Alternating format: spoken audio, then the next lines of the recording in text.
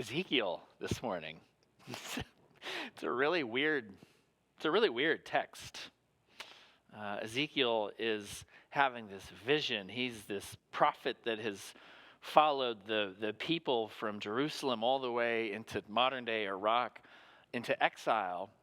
And he's having this weird vision of this valley, and it's not full of like cacti and tumbleweeds, but it's full of bones. It's full of all these bones. And then he has this sense of like the voice of God within him telling him to sing to these bones, to sing. It's a really weird story. Now, I think sometimes we don't always get the full sense of how weird stories like this are in the Bible. Part of it's because some of us have heard them before, and you're kind of like, heard it. And sometimes it's just because, well, it's in the Bible and it's church, and that's kind of nice and normal. But it's weird. Part of it is that we in the church do not understand biblical prophets like Ezekiel very well. We try to tame stories like this. If any of you kind of know much about this story of the bones, like a song comes to your head, and it's like, dem bones, dry bones, and there's like the head bone connected to the neck bone, and what does the neck bone connect to, Ian? Like, the neck bone connects to the backbone. Oh, okay, all right. Glad Ian's here. And it's in this like major key, and it's kind of doo-doo-doo. And that has nothing of the feel of this text. I don't think that we in the church often even understand biblical Hebrew prophets very well. Part of it is that at some point along the way, we decided to not pay attention to who they were and their context and their history, that they were actually speaking to their own people. And we decided to say that, what biblical prophets are. What they really are their fortune tellers. Like the only point of Isaiah and Ezekiel and Jeremiah is they're all just foretelling Jesus Christ and his birth. This is why, like at Christmas time, we go to Isaiah and he talks about a little child coming and who will lead them, and he will be named Wonderful Counselor and Prince of Peace, and we all go, oh, he's talking about Jesus, and Isaiah would be like, who? Because Isaiah actually had a context. He was actually speaking to a people. And when he was talking about this child coming into the world who'd be this mighty king and this Prince of Peace, the child had a name, and it wasn't Jesus. It was Hezekiah. And he actually kind of revolutionized the world. So we have this anti-Semitic move that we make in the church sometimes, where we do not acknowledge or listen to the prophets with their own integrity and their own context, but we try to say their only point is to cast out into the future, to foretell Jesus. That is not what biblical prophets are. That's not who they are. What biblical prophets are primarily they are poets. They're poets who sing songs. They are the sensitive people who look around the world and they see the things that you and I, we know they're there, but they're hard, and we kind of don't want to look at all the time. That's what poets do. That's what prophets do. The prophets are the people at the party who you're just trying to, kind of have a good time and forget about things. And they're talking about global warming and this article they read in the Atlantic, and you're like, oh, like, it's true, but you don't always want to think about it. But the prophets can't not think about it, and we need them. And moreover, the prophets aren't just poets, they're performance artists. Because we are deaf sometimes. We don't want to listen to these things. So sometimes the words aren't enough. And so sometimes then they have to do things. They have to give us actions. And Ezekiel, for instance, was famous for this. This is just in chapter 4. Like right early on in his career, he's with the exiles, and they're not listening to him. And so God has this inspiration to lean on his side, to lay on his side for the number of days that God's going to be annoyed with them for not listening. Well, the amount of days turns out to be 390, to symbolize 390 years. Now, Ezekiel doesn't actually explain what he's really doing. Is he like laying down all day? Is someone giving him food in a bucket? Or is he like David Blaining it out there? I mean, we have no real idea other than it's really strange. Like he's like, if you're not going to listen to me, then I'm going to lay down in front of you in a way that you can't ignore me. God also told him, he thought, to bake some bread. This is one of the reasons why Ezekiel is a prophet that the rabbi said you could only read if you were over 30. Like Ezekiel's such a weird book that it had an NC-17 rating, only it was like an NC-30 rating. And God says, I want you to bake bread because I want you to show them what it's going to be like to live in these foreign places. He says, but I want you to bake bread, and instead of a baking stone, I want you to use your own excrement to bake the bread on it. I'm not making this up. It's Ezekiel 4. Go look it up. This is not me. This is the Bible. And Ezekiel is so offended by this. He says, I'm not going to use my own excrement to bake bread on and then eat it on. And God says, fine, okay, how about this? How about if you use cow dung? And I'm not kidding.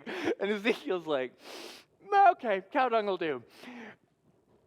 This is how strange these books are, but we're so used to trying to make things fit into our normal, predictable, easy little lives that we can't even hear sometimes these stories. Sometimes when that happens, I find it helpful to go to some other culture, another perspective that has a story that's similar. You know, all these stories like Ezekiel's lifting up with death into life, these are universal themes. And other cultures have stories that can shed light. There's a story from the Inuit, the Eskimo, called Skeleton Bone Woman. And for me, it is a version of the story Ezekiel's telling us. This doesn't take anything away from Ezekiel. Rather, it shows us that Ezekiel's touching on these universal themes that people all over the world love and care about. Skeleton Bone Woman goes like this. Once a long time ago, there was a young woman, and she was beautiful, she was kind, she had this long raven black hair that went all the way down, she had these eyes that sparkled and shone, and she had this smile that was so bright. And what she loved more than anything else in the world was to make everyone around her feel good. She was so attuned to everyone else around her, and she wanted to please them, and she wanted to do acts of kindness such that they were all feeling good about things. The problem was her father. He wasn't a bad man, but he was a hard man. And he believed that if he wasn't hard on his children, well, the world would be hard on them. And so no matter what she did, no matter what she brought to him, no matter what she offered, it was never enough. It was never good enough. He was the one, when you brought him something, he'd find the flaw in it. He'd say, well, why didn't you do it this way? Or, well, maybe you should do it differently next time. And he wasn't trying to be mean, but he was never satisfied.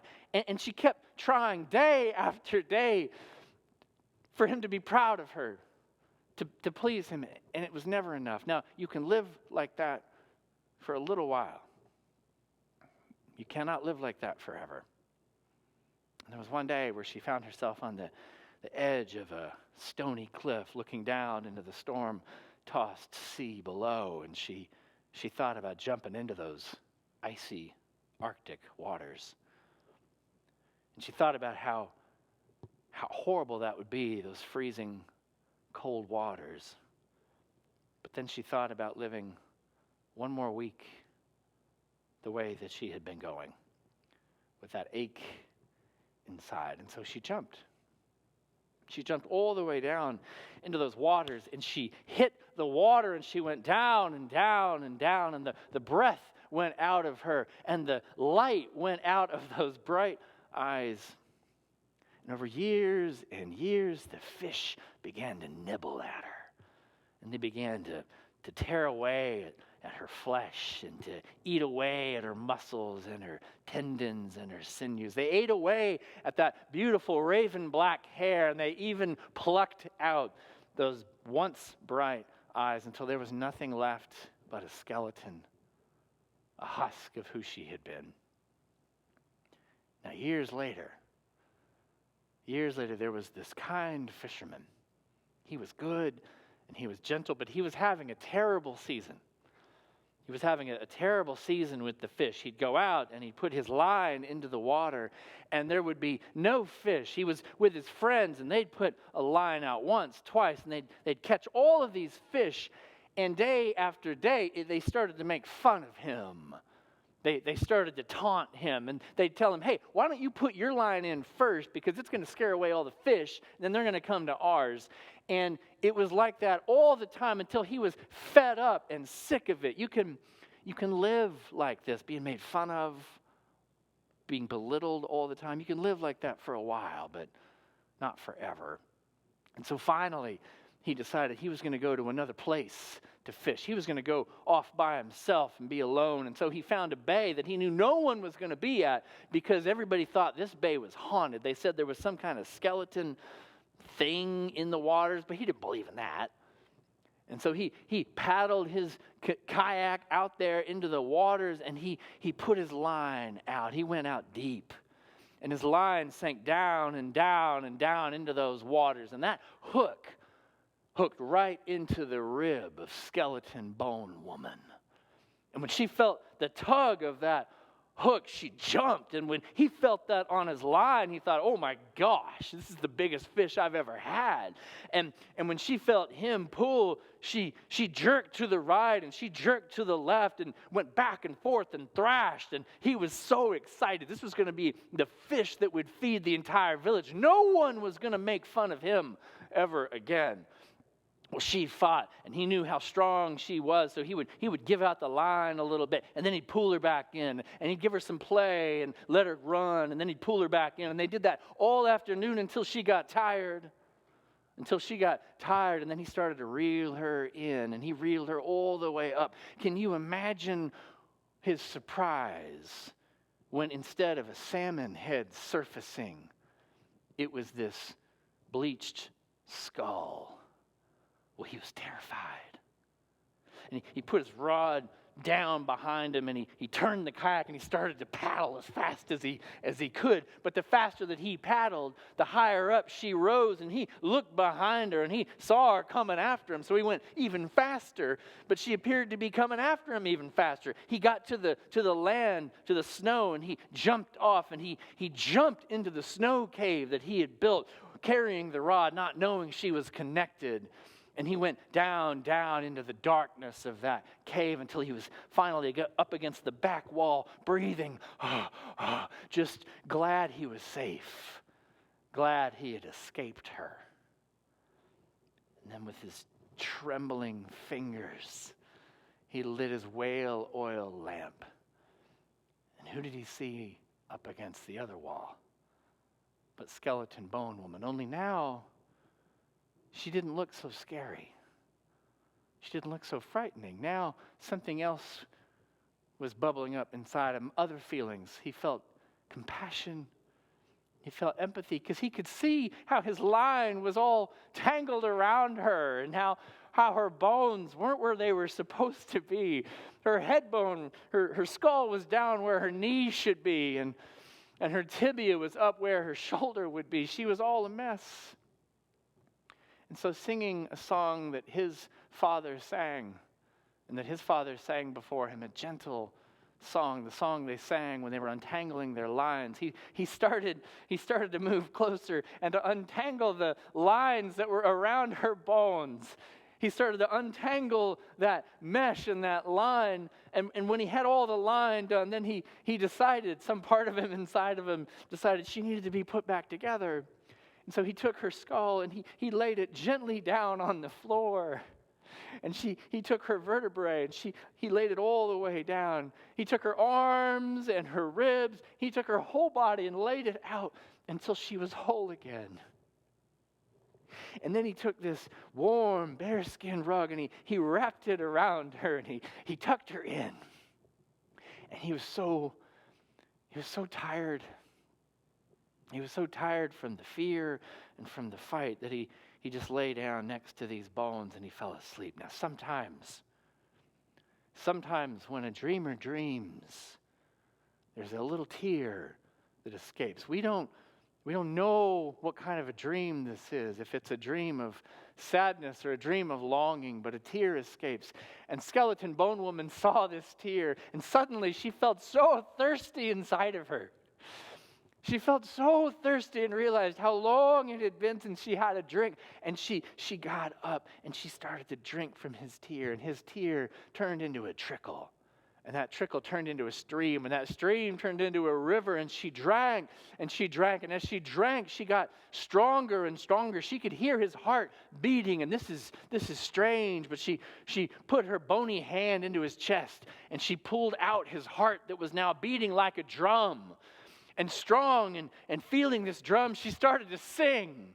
And she sang a song that only she knew. She sang a song that only she could sing. It was only for her. A song she had always known but somehow never allowed escape. And she sang this song that was hers. And as she sang, the flesh began to come back to her bones. The skin grew, the sinews grew, the muscles grew. Her raven black hair grew down, and even those eyes, those bright shining eyes came back. And she placed his heart back into his chest, and she fell asleep. When the fisherman woke up the next morning, he didn't know all that had happened. But when he looked at her, he knew that they would never be apart after that. And the funny thing was, all the days after, it's not that she wasn't loving. She still was. It's not that she wasn't kind. She still was. But she didn't care so much about pleasing all the other people around her, because after she sang the song that only she was meant to sing, well, all of that didn't matter so much. Sometimes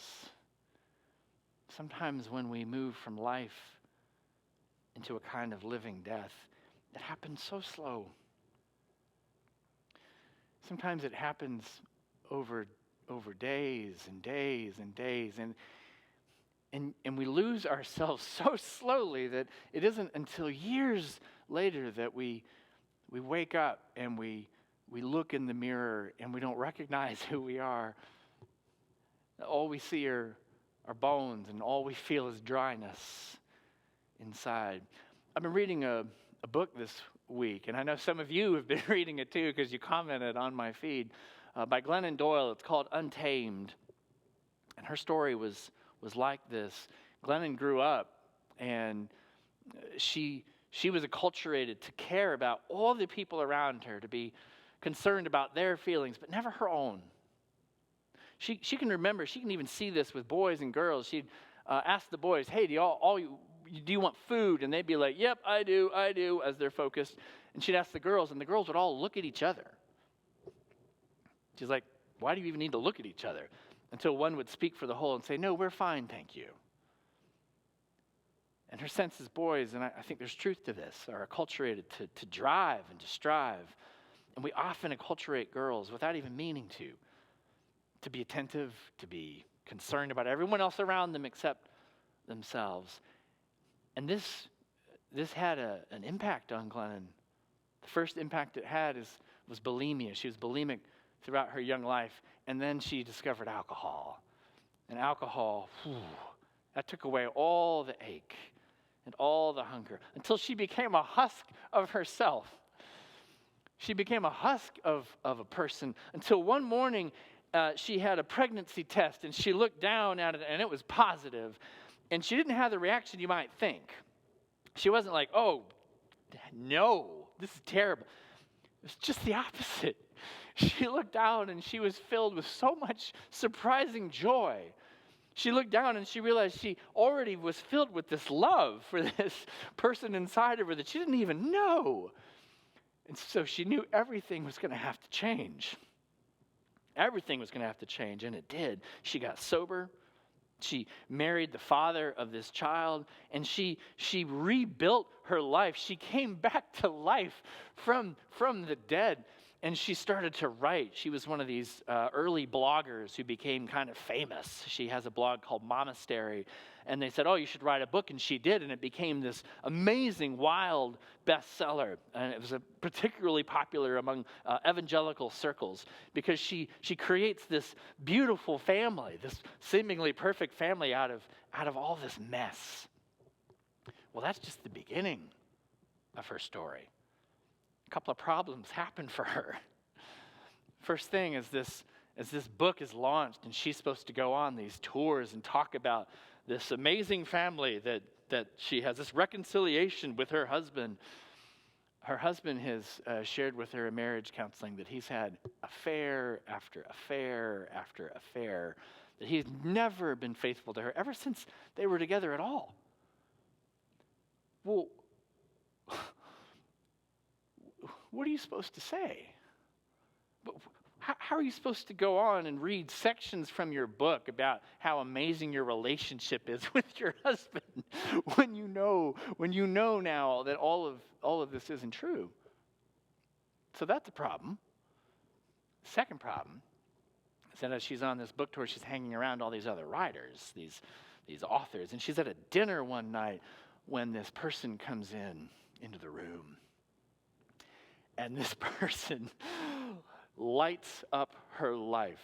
She cannot stop looking at this person, and it's like she's on fire inside. And they sit down together, and it's like they've known each other their whole life. And part of the problem is that she's still married and trying to figure out whether she wants to still be married or not. But the real problem is that this person's name is Abby Wambach.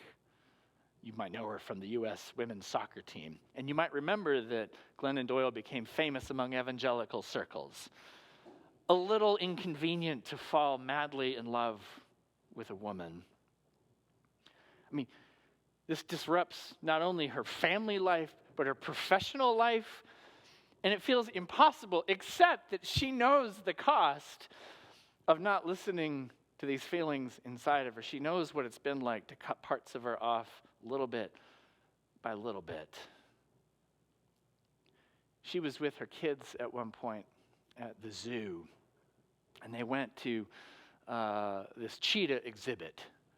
And they show up there, and she said there's this perky keeper with this yellow lab, and she thought, oh, she's going to tell us this yellow lab's a cheetah. We are done. We're out of here. And a kid goes, is that the cheetah? And she goes, does it look like a cheetah? And the kid goes, well, no. And the keeper says, no, this is Minnie. This is Tabitha, the cheetah's best friend. They were raised together. And whatever Minnie does, then Tabitha wants to do too. And what Tabitha was taught to do was to chase this dingy pink rabbit that they would set up on a track. And they'd make it go, and Minnie would chase after it, and then Tabitha would chase after it, and then they'd throw an old stake, and Tabitha would lay down and just paw at it. And everybody would just kind of clap, well done. One of her children asked, is Tabitha happy?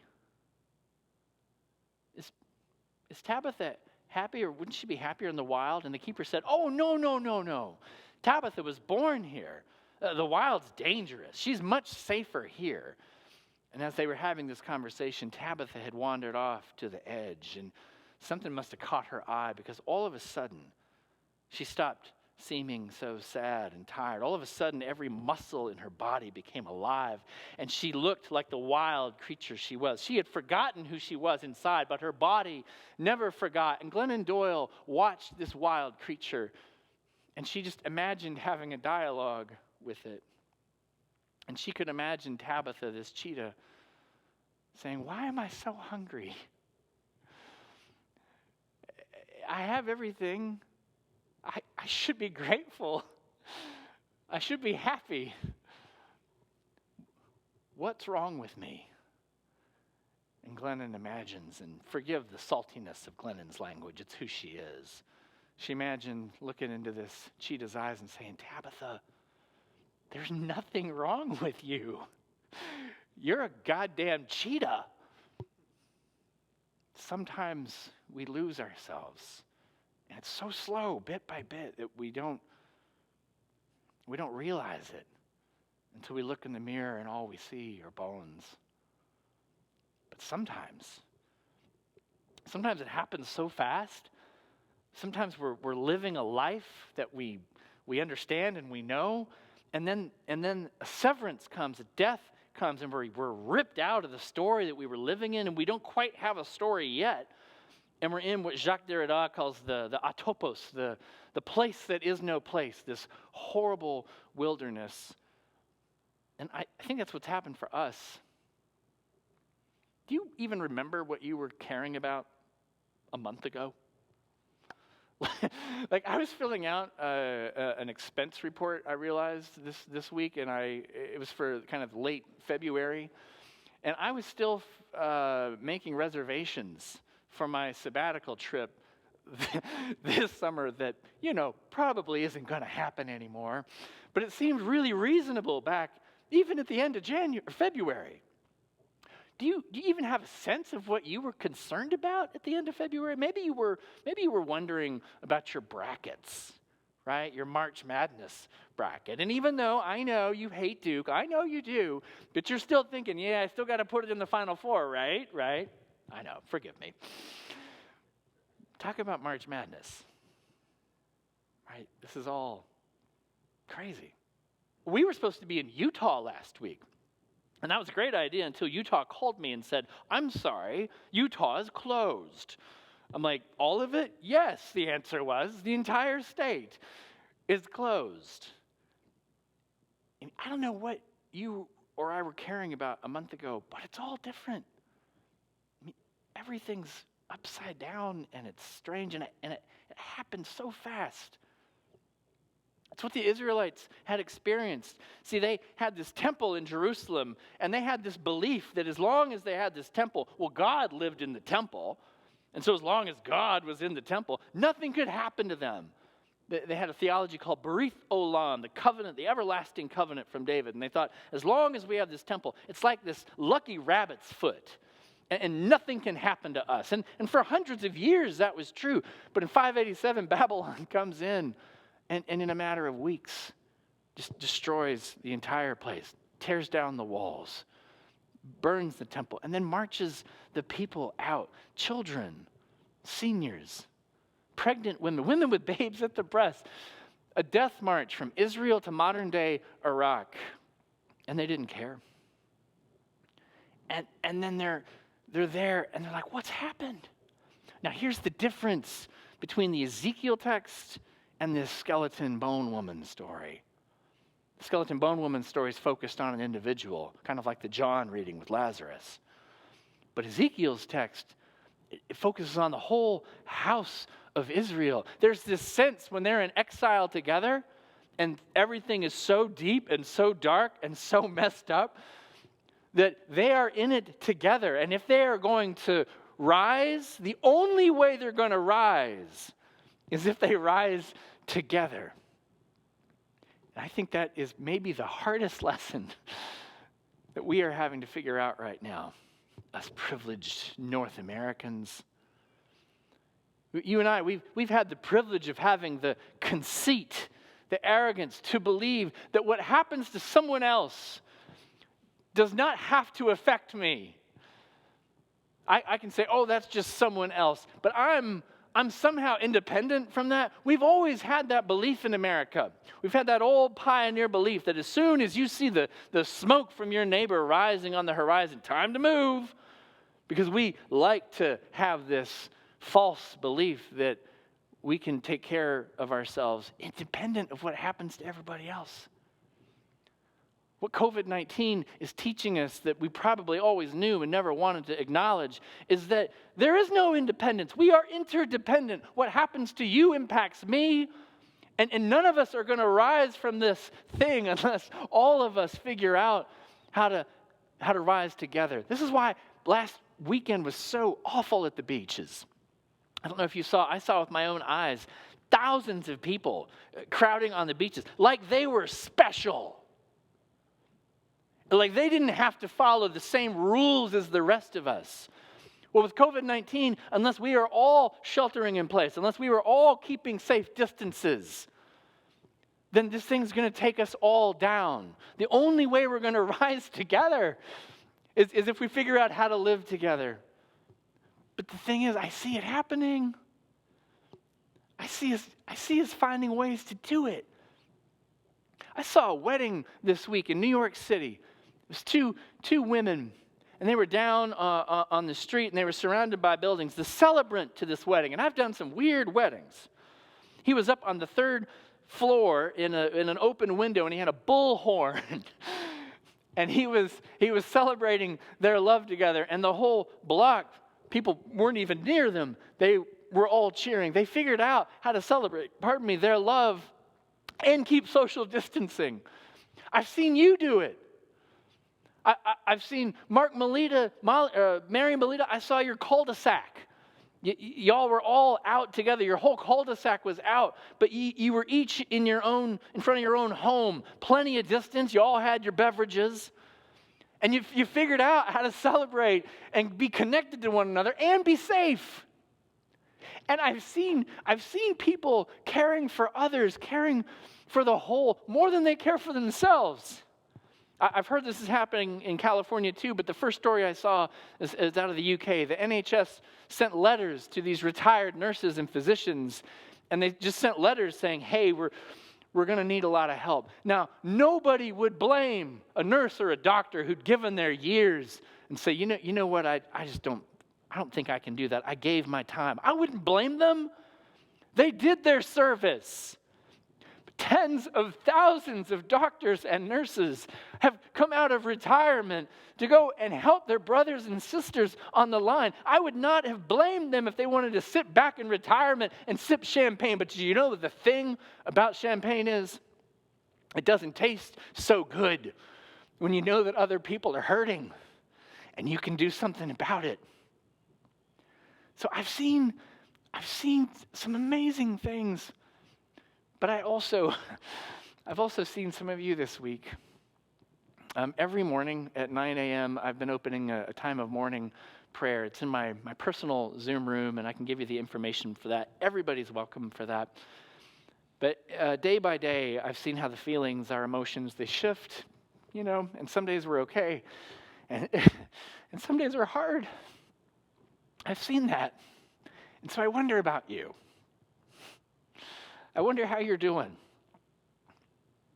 And if you're out there and you're seeing some of these signs of hope and feeling faithful and optimistic, yay. But it's my job to look for hope. It's my job to do that. It's not yours. And if you're watching this morning and you're feeling only hard feelings, and you're feeling like, what is happening? And it's feeling dark. And then you're feeling like, what's wrong with me for feeling this way? Why aren't I looking for signs of hope?